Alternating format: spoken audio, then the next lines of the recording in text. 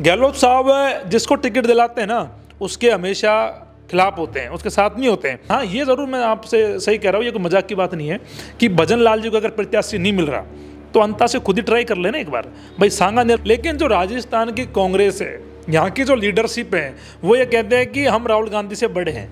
क्या कहोगे, हनुमान बेनीवाल की वो बात आज सच हो जाएगी कि विधायक उन्हें चाहिए और वो विधायक नरेश मीणा होंगे?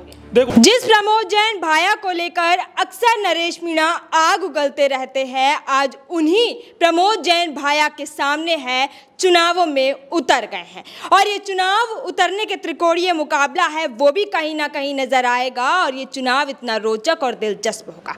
नरेश मीणा के साथ अक्सर मनोज मीणा जी रहते हैं, हर आंदोलन में उनके साथ नजर आते हैं, चाहे वो जयपुर हो, झालावाड़ जाना ही क्यों ना हो, या फिर वो रायसर हत्याकांड का आंदोलन हो, और जहां भी बैठते हैं वहां न्याय है वो लेकर ही उठते हैं।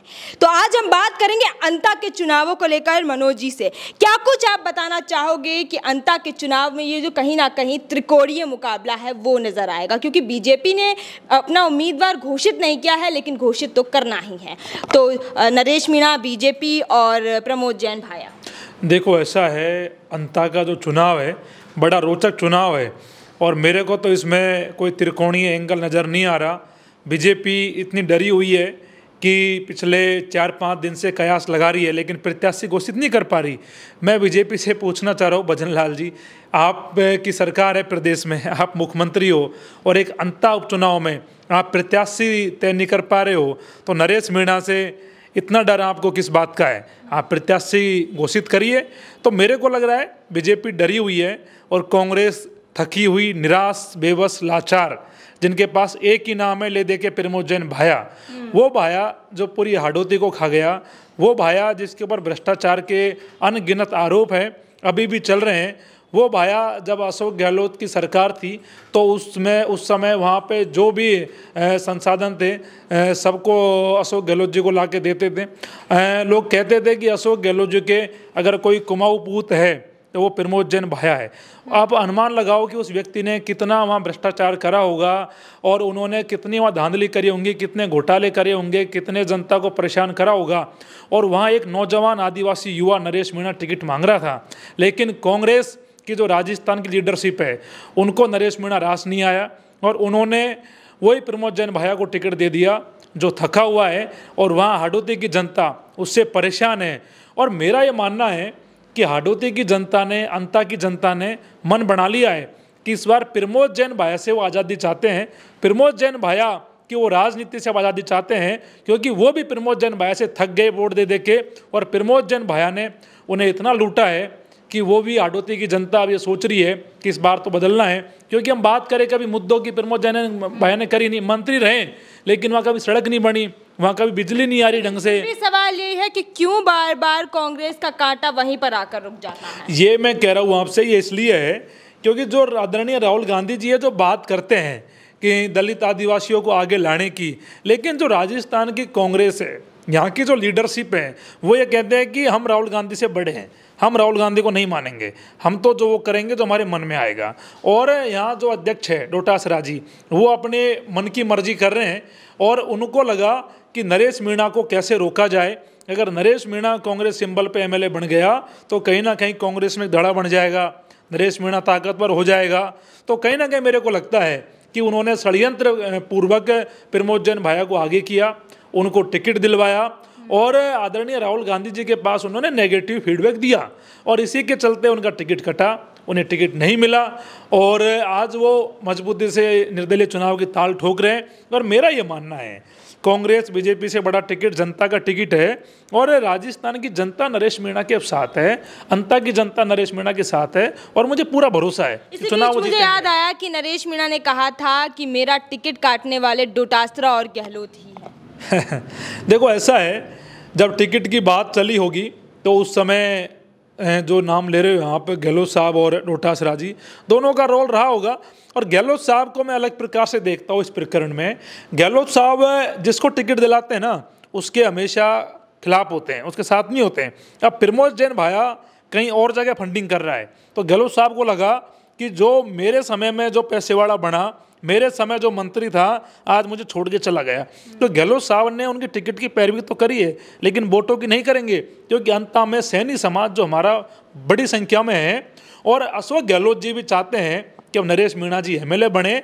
और मेरे को लगता है कि अशोक गहलोत जी नरेश भाई का पूरा सहयोग दिलाएंगे, सैनी समाज को इशारा कर देंगे, रातों रात वोटों को बदला देंगे। और मेरे को लग रहा है कि उन्होंने ये भी कहा नरेश भाई के लिए कि नरेश मीणा लंबी रेस के घोड़े हैं, तो वो उन्होंने इसीलिए कहा कि प्रमोद जैन भाया तो इस चुनाव में फ्री हो जाएगा, फिर कौन बचेगा, हाड़ौती में नरेश मीणा ही बचेगा। तो लंबी रेस किसकी है? नरेश मीणा की है। प्रमोद कहीं ना कहीं अंतर कल है। हाँ, प्रमोद जैन भाई की रेस ही खत्म हो गई। और अशोक गहलोत साहब सुनो, देखो बड़े आदमी है, 3 बार के मुख्यमंत्री है, बड़े जादूगर है, और उन्होंने जादू ऐसा चलाया कि प्रमोद जैन भाई को पता नहीं लगा कि मैं इस ट्रैप में फंस गया। और आज हालात ये है, आप हाड़ौती में बात करोगे तो प्रमोद जैन भाया ये कह रहा है कि हाड़ौती में तो लोग ही नहीं मिल रहे प्रचार करने को। जयपुर फ़ोन कर रहा है, कभी बाहर फ़ोन कर रहा है कि आप मेरे को 100 लोग भिजवा दो, 500 लोग भिजवा दो, मेरे पास लोग ही नहीं है। गाड़ी में जो 5 सीटर 7 सीटर गाड़ी होती है उसमें बैठने को लोग नहीं है प्रमोद जैन भाई के पास में। वोट कौन देगा प्रमोद जैन भाई को? बहुत बुरी स्थिति है प्रमोद जैन भाई की। और ये हाँ सही बात है आपकी, पार्टी के अंतर किले का कारण था कि डोटासरा जी चाहते थे कि मैं नरेश मीणा को टिकट नहीं देना चाहता, मैं प्रमोद जैन भाई को दिलाऊंगा। और उधर गहलोत साहब तो जिधर धारा बहती है वैसा इशारा कर देते हैं, चलो ठीक है भाया ठीक है। लेकिन गहलोत साहब का मन, मेरे को पूरा भरोसा है कि नरेश मीणा के साथ है। डोटासरा तो ये भी बोले थे कि जब पहले निर्दलीय लड़ लिए तो फिर पार्टी में आने जैसा क्या बचा? देखो ऐसा है, ऐसे तो मेवाराम जैन की तो सीडी आ गई ना भाई, और मेवाराम जैन को इन्होंने पार्टी में ज्वाइन क्यों कराया? फिर मत कराते ज्वाइन। अब वो आदमी जो इतना समाज में कलंकित हो चुका है मेवाराम जैन, जिसके साथ कोई बैठना पसंद नहीं करे समाज में, और उसको कांग्रेस दोबारा ले आई। क्या कांग्रेस का यही चरित्र है क्या कि ऐसे व्यक्तियों को आप पार्टी में रखो, ऐसे व्यक्तियों को आप पार्टी में लेके आओ? और जो आदमी संघर्ष कर रहा हो, जो आदमी छिपा बड़ौद में अपनी दम पे 45,000 वोट ला सकता है, उसके बावजूद उसे टिकट नहीं मिला देवली उनियाराम में, और वहाँ 60,000 वोट ला सकता है, तो वो प्रमोद जैन भाई मेवाराम जैन से तो ठीक ही है भाई, अगर आप उसे मौका देते। भाई कांग्रेस का मामला है, देखो मैं कोई कांग्रेस में हूँ, पार्टी में हूँ नहीं, मैं कोई कांग्रेस का वकील नहीं हूँ, ठीक है। कांग्रेस जो अगर गलत करेगी गलत भुगतेगी कांग्रेस का उसका परिणाम भुगतना भी पड़ रहा है, देश में भी भुगतना पड़ रहा है, प्रदेश में भुगतना पड़ रहा है, सत्ता में नहीं है, ठीक बात है। तो कहीं ना कहीं मेरे को लगता है कि ये डोटासरा साहब हो चाहे गहलोत साहब हो, कहीं ना कहीं इन्होंने एक प्रकार से खेल करा है नरेश मीणा के साथ, लेकिन ये खेल इन्हें उल्टा पड़ने वाला है, और इसी खेल के शिकार हो जाएंगे डोटासरा जी। और डोटासरा जी भी अब मैं तो सुनने में मेरे को आ रहा है कि जल्दी अध्यक्ष पद से वो हट रहे हैं, तो मेरे को तो लग रहा है कि फिर अगली बार लक्ष्मणगढ़ से टिकट में भी दिक्कत आ सकती है अभी। आपने बोला कि प्रदेश अध्यक्ष का जो पद है वो भी डगमगा रहा है, तो हाँ, क्या कांग्रेस डगमगा रही है अध्यक्ष का पद? क्या कांग्रेस ये तय नहीं कर पा रही कि कौन हमारा प्रत्याशी होगा, कौन हमारे पास मजबूत आदमी है? तो मेरे को तो लगता है कि कांग्रेस के नेताओं की ठीक स्थिति नहीं है राजस्थान में। बाकी तो कांग्रेस वाले जाने, मेरे को तो खैर क्या काम है। लेकिन मैं नरेश भाई का सहयोग कर रहा हूँ, उनके संघर्ष में मैं साथ हूँ, तो मैं इसलिए कांग्रेस से कहता हूँ कि आपको एक संघर्षशील युवा की हत्या नहीं करनी चाहिए। एक ऐसा युवा जो 2003 में NSUI के सिंबल पे महासचिव बनता है, पिताजी ब्लॉक अध्यक्ष रहते हैं, और 18 में पायलट साहब के साथ ज्वाइन करते हैं, और उन्हें 18 में बैठाया जाता है कि आप धैर्य रखो, फिर उनसे सब सीटों पे प्रचार भी कराया जाता है, और वो मदद भी करते हैं कांग्रेस की। लोकसभा के चुनाव में भी उन्हें टिकट नहीं दिया तो वहाँ पर भी उन्होंने प्रहलाद गुंजल साहब की मदद करी, और हमेशा उन्होंने कहा मैं पार्टी के साथ हूँ। लेकिन पार्टी वाले अगर कहीं ना कहीं नरेश भाई को कंसिडर नहीं कर रहे हैं, तो कहीं ना कहीं मजबूरी में उनको भी ये हो जाता है कि यार अगर राजनीति में जिंदा रहना है, चुनाव लड़ना पड़ेगा, और उनकी भी मजबूरी है। बाकी तो उन्होंने लगातार 15-20 साल पार्टी के प्रति वफादारी निभाई है, जो मेरे को लगता है। बाकी नरेश मीणा जी कांग्रेस पार्टी का मामला है। प्रहलाद गुंजल का नाम लिया, प्रहलाद गुंजल का एक वीडियो है वो मैं देख रही थी, उसमें उन्होंने बोला कि नरेश मीणा बहुत करीबी है। तो इस बार भी मैंने उसे समझाया था, लेकिन उसको समझ में नहीं आया कि वो उसने त्रिकोणीय जो मुकाबला है वो रोचक खुद ही कराया। देखो ऐसा है, मैंने जो वीडियो देखा गुंजल साहब का, गुंजल साहब ये कह रहे थे कि मेरा मन है कि नरेश मीणा आगे बढ़े। वो ये भी कह रहे थे मेरी शुभकामना नरेश मीणा के साथ में। तो अगर मान लो मैं आपको किसी भी व्यक्ति को या किसी काम में शुभकामना दे रहा हूँ, तो ये तो तय हो गया कि मैं शुभचिंतक हूँ और मैं चाहता हूँ वो व्यक्ति आगे बढ़े। तो मेरे को लगता है कि प्रहलाद गुंजल साहब जो कह रहे हैं कि मेरी शुभकामना नरेश भाई के साथ है, उनका मन है कि नरेश मीणा MLA बने और भाया को हरा कर बने और बीजेपी के प्रत्याशी को हरा कर बने और मजबूती से अपना पक्ष रखे, लेकिन वो पार्टी में है इसलिए खुल के नहीं कह पा रहे, लेकिन उनके अंदर की मन की जो बात है वो यही है कि नरेश मीणा कैसे भी चुनाव जीते। क्योंकि मैं जितना देखता हूँ हड़ौती में, वहाँ चाहे शांति धारीवाल जी हो, चाहे प्रमोद जैन भाया जी हो, इन दोनों ने पार्टी को एक प्रकार से कैद कर लिया, नए लोगों को आने नहीं दिया और अपने ही चुंगल में लोगों को रखा कि हम ही नेता है हड़ौती में, तो इधर धारीवाल की जय लगाओ, उधर भाया की जय लगाओ।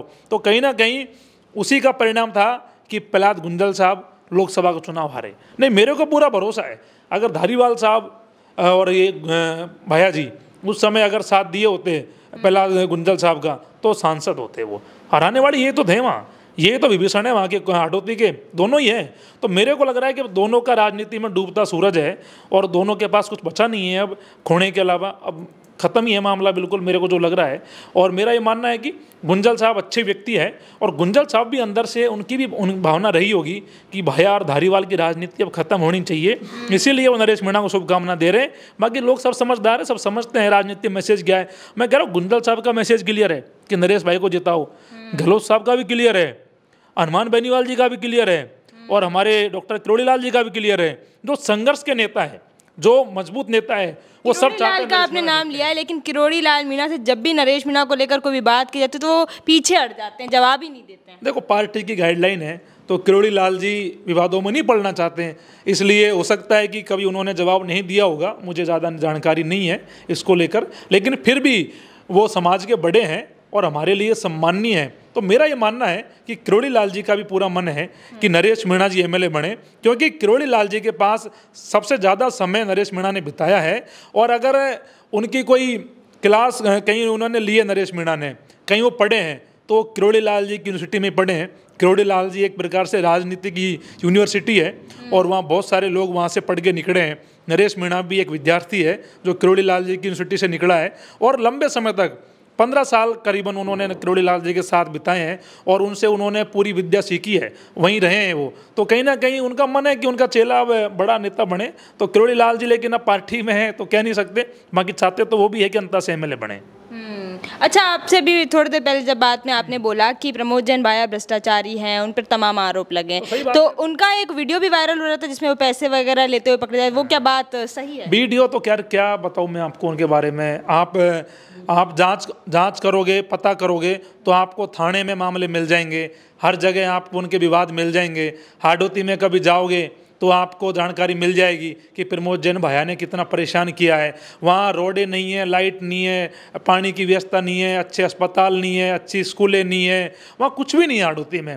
क्यों नहीं है बताओ? ये नेता धारीवाल जी और ये भाया अपने घर भरने के अलावा उन्होंने कुछ करा नहीं है। और हाडोती की जनता को जितने लूट सकते थे, उधर से तो शांति धारीवाल जी लूट रहे थे, इधर से प्रमोद जैन भाई जी लूट रहे थे और पूरी कांग्रेस को खोखला कर दिया इन दोनों लोगों ने। कह लें कि अपनी रोटियां सेक रहे थे, अपनी रोटियां सेकी, अपने घर भरे साहब, और अपने परिवार को मजबूत किया, अपने लोगों को मजबूत किया और अपनी घरवाली को भी राजनीति में ले आए, खुद भी राजनीति में आ गए और उधर शांति धारीवाल जी अपने बेटे के लिए करते रहते हैं। तो कहीं ना कहीं मेरे को लगता है कि वो इसी काम में लगे हुए हैं कि कैसे अपने काम धंधे सेट हो, कैसे परिवार को राजनीति में सेट करे और कैसे लोगों का शोषण करे। वो दिख भी रहा है और लोग बाग अब समझ भी रहे हैं। तो मेरे को लगता है कि हाडोती में धारीवाल जी का और प्रमोद जैन भाया जी का रिटायरमेंट का समय अब आ गया है। अच्छा, एक सवाल जिसको मैंने भी सोचने पर मजबूर हुई कि वो टिकट जिसने बांटा वो हैं सुखविंदर सिंह रंधावा जी। वो ये चीज़ बोल रहे हैं कि नरेश मीणा मुझसे कभी मिला नहीं, और उसके कुछ ही देर बाद फोटोज़ और मीम्स हैं वो वायरल होने लगते हैं जिसमें वो दोनों साथ दिखते हैं। तो ये मामला क्या है? देखो, ऐसा है, रंधावा जी सीनियर आदमी है, मैं सम्मान करता हूँ, बुजुर्ग व्यक्ति है, लेकिन क्या है कि अब उनकी उम्र बहुत हो गई और जिस उम्र में आदमी होता है तो भूल भी जाता है। उनकी गलती नहीं है। अब इस उम्र में उन्हें राजनीति में ना होके भजन मंडली में होना चाहिए, कहीं पहाड़ों में होना चाहिए, कहीं भगवान का नाम ले 2 घड़ी, कुछ उनके जो राजनीति में कोई गलत काम रहे होंगे वो ठीक हो जाए।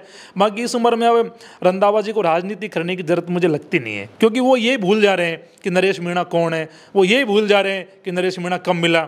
लोग अगले दिन वीडियो दे रहे हैं, 1 घंटे बाद वीडियो दे रहे हैं। तो अभी हमारे सांसद आदरणीय हरीश चंद्र मीणा जी के पुत्र के तीये की बैठक थी, उनका स्वर्गवास हो गया। तो उस दिन नरेश भाई भी वहाँ गए हुए थे, रंधावा साहब भी वहीं थे। तो रंधावा साहब को तब भी पता था नरेश मीणा है। लेकिन ये क्या है कि रंधावा साहब जानबूझ के ऐसी बातें करते हैं, लेकिन रंधावा साहब के ऐसी बात करने से कुछ होने वाला नहीं है। और मेरे को तो लगता है कि कराने वाले गोविंद सिंह डोटासरा जी है, वो कहते हैं इनको कि आप ऐसा बोलो कि मैं तो जानता ही नहीं नरेश मीणा कौन है। भाई मैं कहूँगा कि आप पार्टी के प्रभारी हो कांग्रेस के, और आपको ये नहीं पता कि राजस्थान में जो व्यक्ति 45,000 वोट लाया वो छिपा बड़ौद से, आपकी पार्टी का मेंबर था वो। आपको ये नहीं पता कि देवली उनियारा में 60,000 वोट लाया हो, समरावता कांड हुआ इतना बड़ा पूरे देश में जिसकी चर्चा हुई, और इसके बावजूद अगर आपको जानकारी में नहीं है तो आप राजस्थान के प्रभारी क्यों हो? पद छोड़ दीजिए। जब आप राजनीति में जिम्मेदारी नहीं निभा पा रहे, आपको ये नहीं पता कि राजस्थान में कौन कौन राजनीति में सक्रिय है, कौन कौन कितने वोट लेके आ रहा है, राजस्थान में क्या हलचल हो रही है, तो मैं ये कहूँगा रंधावा जी से कि अब उम्र हो गई तो आप आराम कर लीजिए। और बाकी अगर उम्र की वजह से आप भूल रहे हो, कोई याददाश्त वाली बीमारी कहीं अगर रंधावा जी को है तो फिर डॉक्टर को दिखाएं। अब जो होना था, जिसको टिकट मिलना था वो मिल गया। अब बात यह है कि तीसरा कौन सा वो फ्रंट है जिसकी बात नरेश मीणा कह रहे थे। उधर आरएलपी, उधर दूसरा है जो आरएलडी भी है, लेकिन आरएलपी को जो कयास है वो ज़्यादा लगाए जा रहे हैं। क्या कहोगे हनुमान बेनीवाल की वो बात आज सच हो जाएगी कि विधायक उन्हें चाहिए और वो विधायक नरेश मीणा होंगे? देखो ऐसा है, अभी अंता की जो स्थिति है, जो जातीय समीकरण है, उस हिसाब से जो मुझे लगता है कि नरेश मीणा जी को निर्दलीय चुनाव लड़ना है, और उनका मन भी ये है कि वो निर्दलीय चुनाव लड़े। बाकी रही बात आरएलपी की, हनुमान बेनीवाल जी हमारे बड़े भाई है, हमारे आदरणीय हैं, हर संघर्ष में हमारे साथ रहते हैं, हमेशा सहयोग करते हैं, और मेरे पे तो उनका हमेशा परम स्नेह है। जब भी जरूरत पड़ती है तो हम दोनों साथ दिखते हैं, जहाँ भी वो कहते हैं हम साथ खड़े रहते हैं, और आगे भी हम साथ खड़े रहेंगे हनुमान जी के, क्योंकि हनुमान जी राजस्थान में वो व्यक्ति है जो संघर्ष की आज के दिन मिसाल बन गए। कोई को न्याय दिलाना हो, कहीं भी धरना हो, कोई बात हो राजस्थान में, दीनहीन शोषित पीड़ितों का अगर कोई है तो हनुमान बेनीवाल है। और मेरा ये मानना है कि हनुमान बेनीवाल जी भी चाहते हैं, चाहे आरएलपी से नरेश मीणा एमएलए बने, चाहे निर्दलीय बने, चाहे कैसे ही बने, लेकिन नरेश मीणा एमएलए बने, क्योंकि वो भी नरेश मीणा को देख रहे हैं, उनके छोटे भाई है कि नरेश मीणा जी खूब संघर्ष कर रहे हैं राजस्थान में इन दिनों, हर मुद्दों पे हमारे साथ लड़ रहे हैं नरेश भाई भी। तो कहीं ना कहीं उनका मन है कि एक बार वो एमएलए बन जाए, और उनका ये भी नहीं है कि भाई मेरे सिंबल पे बने, लेकिन जातीय समीकरण शायद वहाँ इस प्रकार के है कि नरेश भाई निर्दलीय चुनाव लड़ेंगे, और निर्दलीय चुनाव जीत कर वो अंता से विधानसभा पहुंचेंगे, और हनुमान जी का उसमें पूरा सहयोग और साथ रहेगा, ऐसा मुझे विश्वास है। आपको क्या लगता है कि बीजेपी से कौन सा चेहरा है वो मैदान में उतरेगा? अभी तक उम्मीदवार घोषित नहीं हुआ है। मुझे तो लगता है अगर उम्मीदवार नहीं मिल रहा तो भजन लाल जी को उतर जाना चाहिए, क्योंकि भजन लाल जी वैसे भी कोई प्रदेश में खास काम कर नहीं रहे, दिल्ली जाने के अलावा कोई विशेष काम उनके पास है भी नहीं। दिल्ली जाते हैं, फिर जयपुर आते हैं, प्रदेश में उन्हें पता भी नहीं क्या हो रहा है। वीडियो देखा था आपने जिसमें वो वसुंधरा राजे के आवास पर गए थे मिलने, वहाँ पर भी अंता को लेकर चुनावी चर्चा करने गए थे। वीडियो तो मैंने नहीं देखा, लेकिन लोग कह रहे थे कि वसुंधरा जी मिली नहीं उनसे। अब क्या पता सच्चाई क्या है, हो सकता है नहीं भी मिली, मुझे नहीं पता। लेकिन कहीं ना कहीं उनकी पार्टी का मामला है, वसुंधरा जी से मिले कि वो नरेंद्र मोदी से मिले, किसी से मिल सकते हैं, भजन लाल जी है, उनके बारे में मैं कुछ नहीं कह सकता। लेकिन हाँ, ये ज़रूर मैं आपसे सही कह रहा हूँ, ये कोई मजाक की बात नहीं है कि भजन लाल जी को अगर प्रत्याशी नहीं मिल रहा तो अंता से खुद ही ट्राई कर लेना एक बार। भाई सांगानेर से आप लड़ लिए, आप एमएलए बन गए, ठीक है, आप मुख्यमंत्री हो गए, ताकतवर आदमी हो आप आज राजस्थान में, आपकी कितनी ताकत है इसका अंदाज़ा लग जाएगा आपको। आप आ जाओ अंता एक बार, तो आपको ये पता लग जाएगा कि नरेश मीणा के पास कितनी ताकत है और आपके पास कितनी ताकत है। तो कहीं ना कहीं मेरे को लग रहा है कि अगर कोई प्रत्याशी नहीं मिल पा रहा उन्हें, तो भजन लाल जी को एक बार ट्राई करना चाहिए। बाकी तो मुख्यमंत्री तो रहेंगे, वो उनकी पार्टी ने बना रखा है, उन्हें को हटा सकता है, पर्ची से मुख्यमंत्री बने हैं वो, तो उनको को हटा भी नहीं सकता। जब तक पर्ची नहीं आएगी, जब तक ऊपर का आदेश नहीं आएगा, भजन लाल जी कौन हटाएगा बताओ? हमारे हाथ में दे नहीं हटाना, हम तो संघर्ष ही कर सकते हैं, सड़कों पे लोगों की आवाज़ उठा सकते हैं। तो मेरे को लगता है कि बीजेपी को प्रत्याशी तय करना चाहिए, और इतनी ज़्यादा वो नहीं करे कि भाई बीजेपी सोचे कि भाई हमारे पास तो कोई प्रत्याशी नहीं है तो भजन लाल को लिया है, और बाकी तो चुनाव तो लड़ना चाहिए बीजेपी को। मेरे को लग रहा है चुनाव लड़ने का मन ही नहीं है बीजेपी का। बताओ, एक नाम तय नहीं हो रहा बीजेपी से, कितनी बुरी स्थिति है। रूलिंग पार्टी जो एक कैंडिडेट नहीं दे पा रही, तो मजाक का विषय तो बन ही गया ना भाई। आप प्रत्याशी तय नहीं कर पा रहे हो, क्या करोगे आप प्रदेश के लिए? आप निर्णय नहीं ले पा रहे, और निर्णय आप पे नहीं हो रहा, तो कहीं ना कहीं सोचने का विषय है कि बीजेपी कितनी डरी हुई पार्टी है। बताओ, आज जनता के एक चुनाव में एक टिकट का फैसला नहीं हो रहा, तो प्रदेश के लिए, आम जनता के लिए भजन लाल जी क्या फैसला लेते होंगे, जब एक टिकट पे 5-5 दिन हो गए, मैडम के पास भी जा रहे हैं, वहाँ भी मिल लिए, फिर भी एक टिकट का निर्णय नहीं हो रहा। तो जब जनता के काम की फाइल होंगी, उनको लेकर भजन लाल जी कहाँ मिलते होंगे बताओ मुझे। कभी दिल्ली जाते होंगे, पूछते होंगे अमित शाह जी कि फाइल पे साइन कर दूँ, कभी मोदी के पास जाते होंगे, कभी अधिकारियों के पास, कब मतलब पता नहीं भजन लाल जी क्या कर रहे हैं प्रदेश में। लेकिन प्रदेश में ठीक नहीं चल रहा। आज के दिन आप देखोगे प्रदेश में हर सड़क पे एक धरना चल रहा है, न्याय दो न्याय दो, ये चल रहा है प्रदेश में, लेकिन न्याय नहीं मिल रहा लोगों को। और भजन लाल जी कह रहे हैं सब ठीक चल रहा है। वे ऐसा है कि मैंने कभी राजस्थान में ऐसी स्थिति नहीं देखी कि राजस्थान में हर गली हर मोहल्ले पर धरना, हर मोहल्ले में धरना प्रदर्शन, ना कोई लॉ एंड ऑर्डर का पता, ना कोई न्याय का पता, कोई किसकी हत्या कर रहा है, कोई किसको धमकी दे रहा है, कोई किस मामले में गलत कर रहा है, कोई क्या हो रहा है, कभी कहाँ। और भजन लाल जी कुछ नहीं कर पा रहे। मेरे को लग रहा है कि राजस्थान में जैसे कोई आपातकाल चल रहा हो, अघोषित इमरजेंसी राजस्थान में चल रही हो, जैसे कोई यहाँ कोई सीएम हो ही नहीं। तो मेरे को लग रहा है कि राजस्थान के हालात बहुत ख़राब हो रहे हैं। मैंने कभी बिहार के बारे में सुना था कि बिहार में जंगल राज था, अब मैंने बिहार का देखा नहीं, लेकिन मेरे को लग रहा है कि वो राजस्थान में जंगल राज है। राजस्थान में भाई जंगल ही है, यहाँ अन्याय हो रहा है, शोषण हो रहा है, हत्याएँ हो रही है, बलात्कार हो रहे हैं, लूट हो रहे हैं, खरोट हो रही है। तो कहीं ना कहीं मुझे लगता है कि भजन लाल जी राजस्थान में कुछ कर नहीं पा रहे हैं, और ऐसे मुख्यमंत्री रहने का कोई फायदा नहीं है भजन लाल जी का। जब प्रदेश के हालात ही बद से बदतर होते जा रहे हैं, तो कहीं ना कहीं मेरे को लग रहा है कि भजन लाल जी को प्रदेश पर ध्यान देना चाहिए, जिससे थोड़ा दिल्ली से ध्यान हटाएं और प्रदेश के लिए काम करें। खैर, अब जो होगा वो देखा जाएगा। लेकिन भजन लाल जी को मैं कह रहा हूँ अंत में कि भजन लाल जी ट्राई कर सकते हैं, ये बुरी बात नहीं है। एनएसयूआई को लेकर आप क्या कुछ कहोगे? एनएसयूआई के प्रदेश अध्यक्ष विनोद झाखड़ आज सलाखों के पीछे, और उनके लिए कांग्रेस एक तरीके से मौन ही है। आज जन आक्रोश रैली हुई, वहाँ पर कोई भी प्रतिनिधित्व करने के लिए उनके पास स्ट्रॉन्ग लीडर नहीं था। डीसी बैरवा जिन्होंने अपनी डिटेनिंग खुद ही करवा ली। वो तो मुझे नहीं पता, लेकिन देखो ऐसा है, विनोद झाखड़ जी एनएसयूआई के अध्यक्ष है और हमारे भाई है, हमसे मिलना जुलना रहता है, संघर्ष हम भी करते हैं, वो भी कर रहा है। वो एनएसयूआई में, हम सड़कों पे, हमारी पार्टी सड़क पार्टी, हमारी पार्टी जनता की पार्टी है। अब उनकी तो एनएसयूआई है, कांग्रेस है, और उसके बावजूद इतनी बड़ी पार्टी अगर उनको नहीं छुड़ा पा रही तो दुर्भाग्यपूर्ण है। पार्टी के नेता अगर एकजुट नहीं है तो दुर्भाग्यपूर्ण है। और अभी मैं तो एक रील देख रहा था कि एनएसयूआई के नेता निर्मल चौधरी जी की कोई गाड़ी खड़ी थी, वो कह रहे थे एनएसयूआई के कार्यकर्ता आ रहे विनोद झाखड़ की रिहाई की मांग कर रहे हैं, आप शामिल हो जाओ। वो काज छड़ा के चले गए। अब जब एनएसयूआई जैसे संगठन में इतनी फूट नजर आती हो, तो कांग्रेस में तो फिर पूरा बिखराव ही है साहब। कांग्रेस पता नहीं कहाँ बिखरी हुई है, अलग अलग खेमों में बटी हुई है, और इसीलिए विनोद झाखड़ जी जेल में है। लेकिन मेरा ये मानना है कि भजन लाल जी को इस मामले पर सख्ती नहीं दिखानी चाहिए और विनोद झाखड़ की रिहाई करानी चाहिए, क्योंकि विनोद झाखड़ एक दलित परिवार से आता है, गरीब घर से आता है, उसके परिवार वाले परेशान हो रहे हैं, उसके कार्यकर्ता परेशान हो रहे हैं, और इस प्रकार से उनको इतने लंबे समय तक, आज कोई करीबन 15 दिन हो गए उन्हें जेल में, और उन्हें छोड़ नहीं रहे। मेरे को लगता है कि सरकार को इस पर विचार करना चाहिए और एक ऐसे नौजवान युवाओं की आवाज़ को नहीं दबाना चाहिए तो लोगों के लिए संघर्ष करता हो। कांग्रेस का तो संघर्ष करने का मुझे पता नहीं, क्योंकि कांग्रेस संघर्ष कर नहीं रही। कांग्रेस तो अभी एसी की पार्टी है, लेकिन विनोद झाखड़ जी ठीक व्यक्ति हैं, लड़ते हैं लोगों के लिए, काम करते हैं लोगों के लिए। तो विनोद झाखड़ जी को लेकर हम भी प्रयास करेंगे हमारे लेवल पे। मैंने ट्वीट भी करा, मैंने पोस्ट भी डाली, और अभी मेरा विचार है कि कुछ और भी करूँ तो करेंगे प्रयास विनोद झाखड़ को रिहा कराने को लेकर। और मैं उम्मीद करूंगा कि विनोद झाखड़ जी को सरकार छोड़े, और नहीं तो फिर भजन लाल सरकार से फिर हम लोहा लेंगे। मेरे को लग रहा है कांग्रेस पर तो पार पड़ेगी नहीं। अब आप लोग भी आंदोलन कर सकते हैं, अब हमको मैदान में आना पड़ेगा। और अब क्या करें तो, और अब कांग्रेस तो कुछ कर ही नहीं रही, विनोद झाखड़ छुड़ा नहीं पा रही। अब मेरे को लग रहा है कि हमको ही उतरना पड़ेगा मैदान में, अब मोर्चा संभालना पड़ेगा, क्योंकि अब हमारे भाई है, हमारे साथी है, हमारे दलित समाज से आते हैं, हमारे मित्र है। तो हम कोशिश करेंगे कि विनोद झाखड़ जी के लिए कुछ प्रयास करें। बिल्कुल।